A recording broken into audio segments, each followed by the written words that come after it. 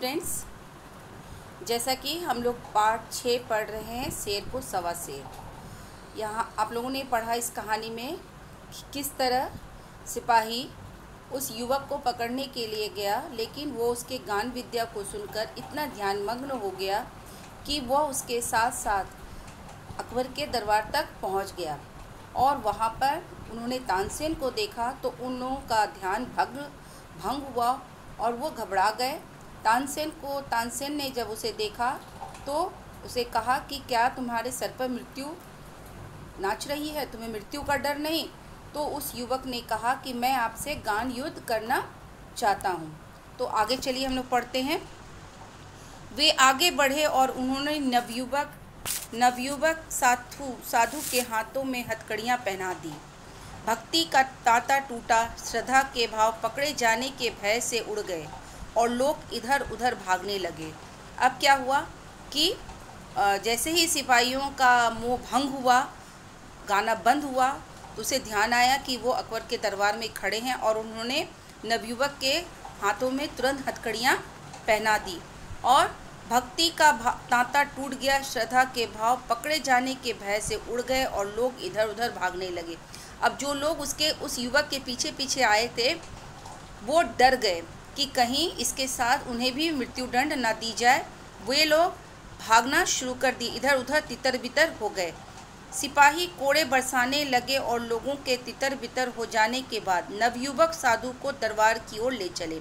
अब क्या हुआ, सिपाही लोग जो है उस युवक को राजा के दरबार में ले गए और जो भी लोग थे वहाँ मौजूद थे उन्हें डरा धमका करके उन्हें तितर बितर कर दिया गया।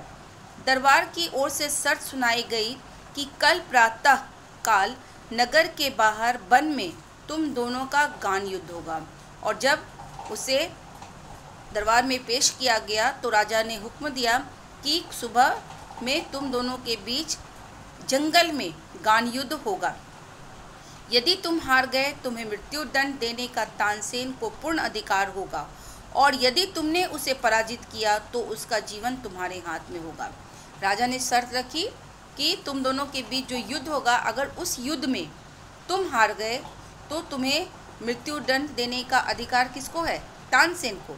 लेकिन अगर तानसेन हार गया तो उसका जीवन तुम्हारे हाथों में है। नवयुवक साधु ने शर्त स्वीकार की और सिपाही उसे कारागार में ले गए। वह नवयुवक साधु बैजू बाबरा ही था। अब क्या हुआ, नवयुवक ने राजा की शर्त मान ली और रात भर के लिए उसे कारागार में मीन्स जेल में डाल दिया गया। ठीक है। रवि की पहली किरण ने आगरा की जनता पर सर्वसाधारण को भी उसके जीवन और मृत्यु का कौतुक देखने की आज्ञा दी गई। साधु की विद्वता की धाक दूर दूर तक फैल चुकी थी। जो कभी अकबर की भी सवारी देखने को घर से बाहर ना निकले थे, जिन्होंने कभी बड़े बड़े त्योहारों पर भी बाहर आना पसंद ना किया था, आज वे भी नई पगड़ियाँ घोट घोट कर बांध रहे थे। अब क्या हुआ कि सुबह की पहली किरण, रवि मीन्स सूरज की पहली किरण से आगरा के लोगों में हलचल सी मच गई। वो जीवन और मृत्यु का खेल देखने के लिए उत्सुक हो गए और चारों तरफ लोग त्यौहार की तरह अपनी तैयारियां करने लगे। क्या? उस युद्ध को देखने के लिए। ये युद्ध जो थी ना तलवारों से लड़ी जा रही थी, ये युद्ध थी गाने के माध्यम मीन्स गान युद्ध। 10 बज गए। लोगों ने दृष्टि ऊपर उठाई। अकबर सिंहासन पर थे, साथ ही नीचे तानसेन बैठा था और सामने फर्श पर नवयुवक बैजू बाबरा बैठा था। अकबर ने घंटी बजाई और तानसेन ने कुछ प्रश्न संगीत विद्या के संबंध में बैजू बाबरा को किए। बैजू ने उचित उत्तर दिए और लोगों ने हर्ष से तालियां बजाई। सुख से जय हो बलिहारी की ध्वनियां निकलने लगी। अब 10 बज गए, सभा लग गई थी और अकबर अपने सिंहासन पर बैठे थे और नीचे तानसेन बैठा और सामने फर्श पर वो लड़का जो बैजू बाबरा था वो बैठ गया। और अकबर ने युद्ध की घंटी बजाई और तानसेन ने बैजू बाबरा से संगीत से संबंधित कुछ प्रश्न पूछे और बैजू ने उस प्रश्नों का सही उत्तर दे दिया। उसके इस उत्तर को सुनकर क्या हुआ, राज्यसभा में तालियां बजने लगी। चारों ओर बैजू बावरा की जय जयकार होने लगी। बैजू बावरा ने सितार हाथ में लिया और उसके तारों को हिलाया तो जनता ब्रह्मानंद में डूब गई।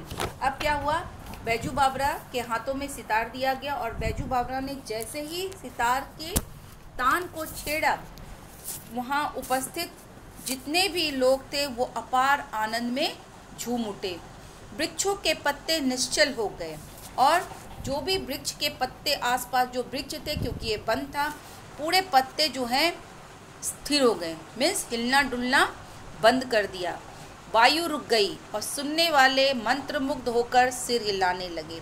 जो हवा बह रही थी उसके गाने को सुनकर वो हवा भी वहीं पर स्थिर हो गई, रुक गई और लोग जो है मंत्रमुग्ध होकर क्या करने लगे, अपना सर हिलाने लगे। बैजू बावरा की उंगलियां सितार पर दौड़ रही थी। लोगों ने आश्चर्य से देखा कि हिरन छलांगे मारते हुए बैजू बावरा के पास खड़े हो गए और जब बैजू बावरा ने अपने सितार पर उंगलियां चलानी शुरू कर दी तो जंगल में जो हिरन थे वो छलांगे मारते हुए बैजू बावरा के आसपास खड़ी हो गई। बैजू बावरा तल्लीन होकर सितार बजाता रहा और वो पूरी तल्लीन होकर के सितार बजा रहा था। हिरन मस्त थे। बैजू बावरा ने सितार हाथ से रख दिया और अपने कंठ से फूल मालाओं को उतारकर उन्हें पहना दिया। अब बैजू ने क्या किया, जब सितार को रखा उसके गले में माला थी, उसे पहनाया गया था, वो माला को उतार के उन्होंने हिरन के गले में डाल दी। फूलों के स्पर्श से हिरणों को सुधि आई और वे चौकड़ी भरते हुए भागकर वृक्षों में छिप गए। जैसे ही उसके गले में माला डाली गई, हिरन अपना सुधबुद्ध से वापस आ गया। वो सुधबुद्ध खो चुका था हिरन, वो सुधबुद्ध से वापस आया और जंगल में जाकर के वो वृक्षों की ओट में क्या हुआ, छिप गया। बैजू ने कहा, तानसेन, फूल मालाएं पहने हुए हिरणों को अब यहाँ फिर बुलाइए, तब मैं आपके संगीत विद्या में पूर्ण मानूं। अब क्या हुआ, बैजू जो तानसेन को चुनौती देता है कि ठीक है, आप जिस हिरन के सर गले में मैंने जो माला डाली थी, आप अभी उन हिरणों को अपने गान विद्या के द्वारा यहाँ बुलाइए, तभी मैं आपको इस विद्या में पूर्ण समझूंगा। तानसेन सितार हाथ में लेकर अपनी पूर्ण प्रवीणता के साथ बजाने लगे। ऐसा अच्छा सितार उसने अपने जीवन में कभी नहीं बजाया था। सितार के साथ साथ वह स्वयं सितार बन गया और पसीना पसीना हो गया। तो अब तानसेन ने क्या किया, वो भी अपने हाथों में सितार लिया और सितार बजाना शुरू कर दिया। उसने ज़िंदगी में ऐसा सितार कभी नहीं बजाया था जितना अच्छा वो सितार बजा रहा था। सितार बजाते बजाते वो स्वयं पसीने पसीने हो गया। बजाते बजाते बहुत समय बीत गया, उसकी उंगलियां दुखने लगी। अब क्या हुआ कि वह सितार बजाने लगा और सितार बजाते बजाते उसकी उंगलियां पूरी दर्द होने लगी। बहुत चेष्टा करने पर भी जब कोई हिरन नहीं आया, तब तानसेन की आंखों के आगे मृत्यु नाचने लगी। अब क्या हुआ कि वह बहुत कोशिश किया हिरन को अपने पास बुलाने की, लेकिन क्या हुआ कि हिरन वहाँ नहीं आया। और जब हिरन नहीं आया तो उसे अपने सर पर मृत्यु दिखने लगी। वह पसीना पसीना हो गया और लज्जा से उसका मुखमंडल तमतमा उठा। वो खिसियाना होकर बोला, वे हिरन तो अकस्मात इधर आ निकले थे, राग का प्रभाव थोड़े ही था जो अब दोबारा बुलाओ। वो जब देखा कि अब वो हार रहे हैं तो उसका चेहरा शर्म से मुखमंडल लाल हो गया था और वह कहने लगे कि ये हिरन तो अकस्मात अचानक से चला आया होगा। ये तो नहीं है कि तुम्हारे गान को सुन करके वो चला है, वो तो ऐसे ही चला आया होगा, जंगल के में है, जंगल में टहलते टहलते ये हिरन यहाँ पर आ गया है, लेकिन अगर तुम अब दोबारा बुलाओ तो हम जानें। बैजू बावरा मुस्कुराया और धीरे से बोला, बहुत अच्छा। यह कहकर उसने फिर सितार पकड़ लिया। बैजू बावरा बोलता है, ठीक है, ऐसी बात है तो लीजिए, मैं फिर सितार बजा रहा हूँ। एक बार फिर संगीत लहरी वायुमंडल में लहराने लगी और फिर सुनने वाले संगीत सागर में तरंगों में डूबने लगे। हिरन बैजू बावरा के पास आए, वे ही हिरन जिनकी ग्रीवाओं में फूल मालाएं पड़ी थी और जो राग की सुरीली ध्वनि के आकर्षण में आ गए थे। बैजू बावरा ने मालाएं उतार ली और हिरन कूदते हुए लोप हो गए। अब क्या हुआ कि बैजू बावरा ने क्या किया, फिर बजाना शुरू किया। क्या बजाना शुरू किया? सितार बजाना शुरू किया। और जैसे ही वो सितार बजाना शुरू किया, जो हिरन जंगल में छिप गए थे वो वापस फिर हिरन आ गए। कैसे पता चला कि वही हिरन थे? क्योंकि बैजू बावरा ने अपने गले का हार उसके कंठ में डाल दिया था। अकबर का तानसेन के साथ अगाध प्रेम था। जब उसकी मृत्यु निकट देखी तो कंठ भर आया, लेकिन क्या करते, तानसेन शर्त जो हार गया। वह विवश होकर उठे और संक्षेप में निर्णय सुनाया, बैजू बावरा की विजय और तानसेन की पराजय। अब क्या था कि क्योंकि अकबर के दरबार में 9 रत्नों में एक था, कौन? तानसेन। और अकबर को जब अच्छा नहीं लगा, क्योंकि तानसेन क्या हुआ था, गान युद्ध में बैजू बावरा से हार गया, लेकिन क्योंकि वो राजा था तो उन्होंने अपना निर्णय सुनाया कि तानसेन की पराजय हुई है और बैजू बावरा इस गान युद्ध में विजय हुए हैं। तानसेन कांपता हुआ आगे बढ़ा।